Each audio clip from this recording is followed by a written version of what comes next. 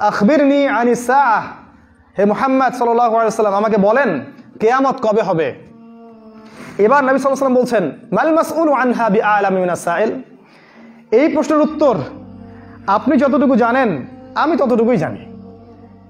প্রশ্নকারী এবং প্রশ্ন যাকে করা হয়েছে উভয়ের জ্ঞানই এখানে সমান। আমি জানি না এক্স্যাক্টলি কোন দিনে, কি বারে, কোন সালে, কত তারিখে কিয়ামত হবে, এটা আমি জানি না। কে বললেন? নবী সাল্লাল্লাহু আলাইহি ওয়াসাল্লাম নিজেই বলেন আমি জানি না।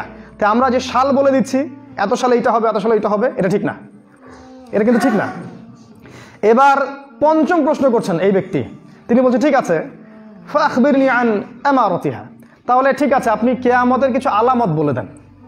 কিয়ামত কবে হবে এক্স্যাক্টলি আপনি জানেন না, আমিও জানি না, আল্লাহ ছাড়া কেউ জানে না, কিন্তু কিয়ামতের আলামত কিছু আমাদেরকে বলে দেন। নবী সাল্লাল্লাহু আলাইহি ওয়াসাল্লাম এই হাদিসে মাত্র দুইটা আলামত বলেছেন আর কি, দুইটা।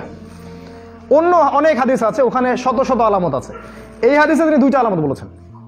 একটা বলেছেন যে ওয়ান তালিদাল আমাতু রাব্বাতুহা, যখন আপনি দেখবেন যে দাসী তার মনিবকে জন্ম দিচ্ছে, দাসী তার মালিককে জন্ম দিচ্ছে। এর গভীর ব্যাখ্যা আছে।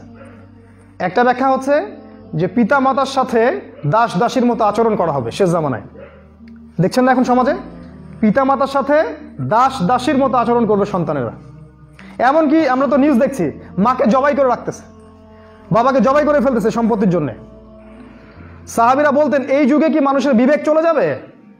নবীজি বলতেন এই যুগের মানুষগুলো হবে আবর্জনার মতো, কীটপতঙ্গ আবর্জনার মতো।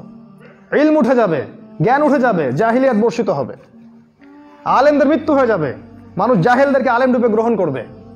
বহু কথা নবীজি বলেছেন। মানুষের বিবেক বুদ্ধি আমানত উঠে যাবে, সলাত উঠে যাবে, ঈমান উঠে যাবে, একসময় কোরআন উঠে যাবে। কোরআন মানুষ পড়বে, কোরআনের মর্ম তার গলার নিচে নামবে না। মানুষ মদ খাবে, হালাল মনে করে খাবে, জেনা করবে, হালাল মনে করে করবে, আল্লাহ বিরোধী শরিয়া কায়েম করবে, হালাল মনে করে করবে।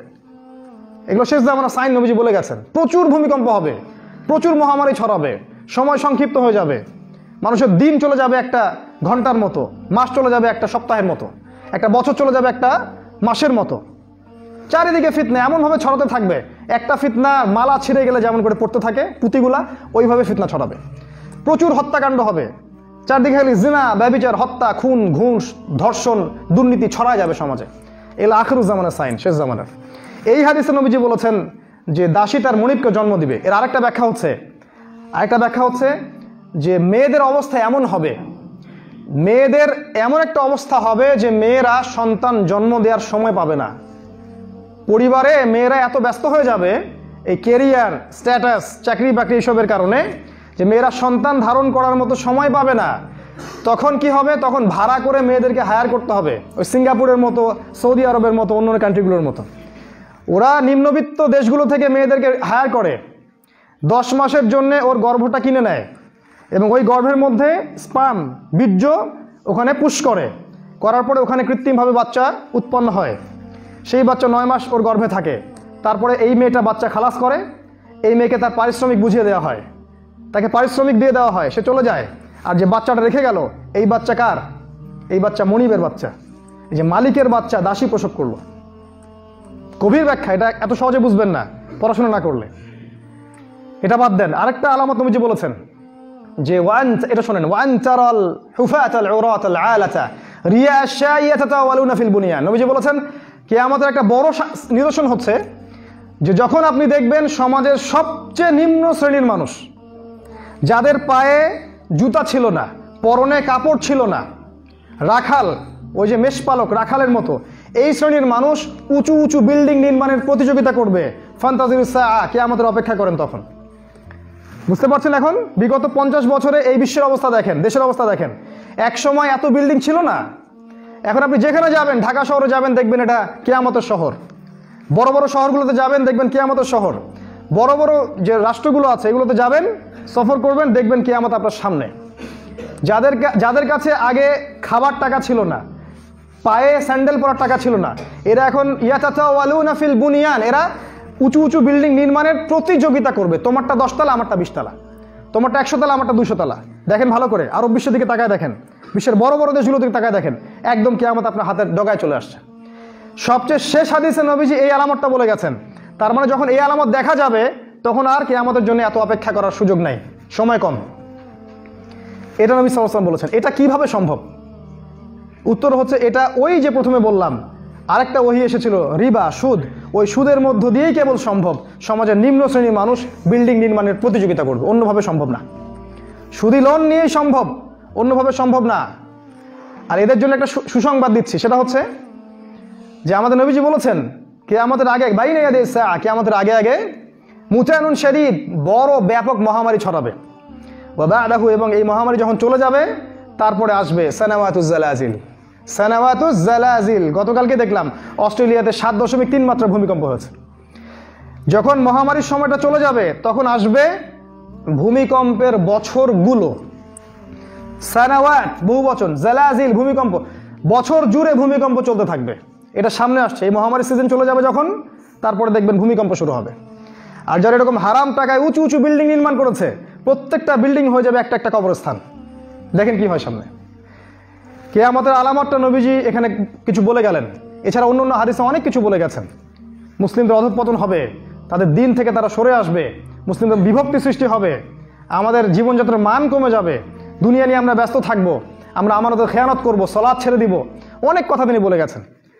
মুসলিমদেরকে কচুকাটা করা হবে, কাফের মুশরিক জালেমরা মিলে মুসলিমদেরকে ঘিরে ফেলবে, এবং প্রতিটা রাষ্ট্রে দেখবেন মুসলিমদেরকে একদম নিরীহ পাখির মতো হত্যা করা হবে। এরপরে আসবে বড় যুদ্ধ, ওই যুদ্ধের পরে আসবে ইমামুল মাহদি, তারপরে আসবেন কনস্টান্টিনোপল বিজয়, তারপর আসবে দাজ্জাল মানুষের রূপে আত্মপ্রকাশ করবে, তারপরে আসবে ঈসা আলাইহিস সালাম, তারপরে খেলাফা। এগুলো সামনে আসতে যাচ্ছে, এই সময়টা আপনার জন্য অপেক্ষা করছে। এই যে হাদিসটা আমি বললাম, হাদিসে জিবরিল বলা হয় এটাকে। এবার এই ব্যক্তি যখন উঠে গেলেন, প্রশ্ন শেষ, উনি উঠে গেলেন, চলে গেলেন। এবার উমর রাদিয়াল্লাহু আনহু, যিনি হাদিসের রাবি, তিনি বলছেন ফালাবিস্তু মালিয়ান, আমি খুব চুপ করে বসে থাকলাম, খুব স্তব্ধ হয়ে গেলাম, আমরা সবাই ঠান্ডা হয়ে গেলাম। তারপরে রাসূল সাল্লাল্লাহু আলাইহি ওয়াসাল্লাম বললেন, জি ইয়া ওমর, হে ওমর, আতাদরি মানিস সাইল, তুমি কি জানো এই প্রশ্নকারী ব্যক্তি কে ছিল?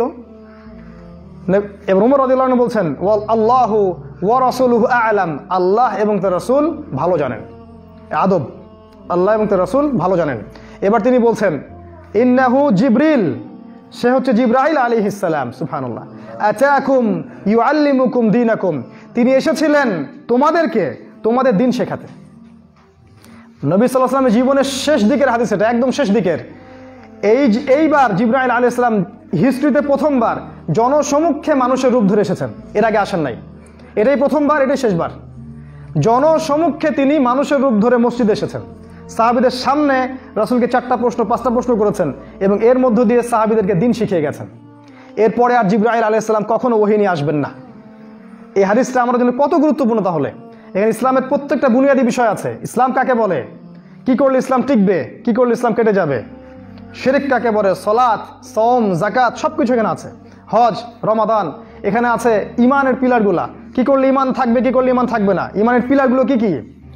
এরপর আছে ইহসান, ইসলাম আর ইমানের সাথে কিভাবে ইহসানের সাথে ইবাদত করব, আল্লাহকে পাবো। তারপরে আছে কিয়ামতের আলামত। তাহলে কিয়ামতের আলামত সম্পর্কে পড়াশোনা করা, এটা জানা, শেষ জামানাকে স্টাডি করা গুরুত্বপূর্ণ বিষয়। কারণ শেষ হাদিসে নবী সাল্লাল্লাহু আলাইহি ওয়াসাল্লামকে প্রশ্ন করা হয়েছে আলামাতুস সাআ সম্পর্কে, কিয়ামতের আলামত সম্পর্কে। আর আজকে আমরা মনে করি এটা নিয়ে স্টাডি করার দরকার নাই, এটা দেরি আছে, 1000-2000 বছর দেরি আছে। সাহাবীরা ওই 1400 বছর আগেই মসজিদে বসে কিয়ামতের আলামত নিয়ে আলোচনা করতেন। 1400 বছর আগে একবার নবীজি যাচ্ছেন, সাহাবীরা আলোচনা করছেন, নবীজি বলছেন তোমরা কি নিয়ে কথা বলছো? সাহাবীরা বললেন আমরা কিয়ামত নিয়ে কথা বলছিলাম, কবে হবে এই বিষয় নিয়ে। নবীজি বললেন 10টা আলামত না আসা পর্যন্ত কিয়ামত হবে না। তার মানে বোঝা যাচ্ছে সাহাবীরা পর্যন্ত কিয়ামতের আলামত নিয়ে আলোচনা করতেন, কথাবার্তা বলতেন। কি জন্যে? যাতে করে আমরা আলামতগুলো মেলাতে পারি এবং সতর্ক হতে পারি, নিজে সতর্ক হতে পারি, সমাজকে সতর্ক করতে পারি, উম্মাহকে সতর্ক করতে পারি, এবং আগামীর জন্য প্রস্তুতি গ্রহণ করতে পারি। এটাকে বেশি ভালো নয় যে আমরা যদি আগামী সম্পর্কে জানি সেভাবে প্রস্তুতি নিয়ে আগাবো, আর যদি আমি না জানি আগামীতে কি হতে যাচ্ছে, তাহলে আমি তো ফিতনায় পড়ে থাকবো, আমাকে বাঁচানোর কেউ থাকবে না।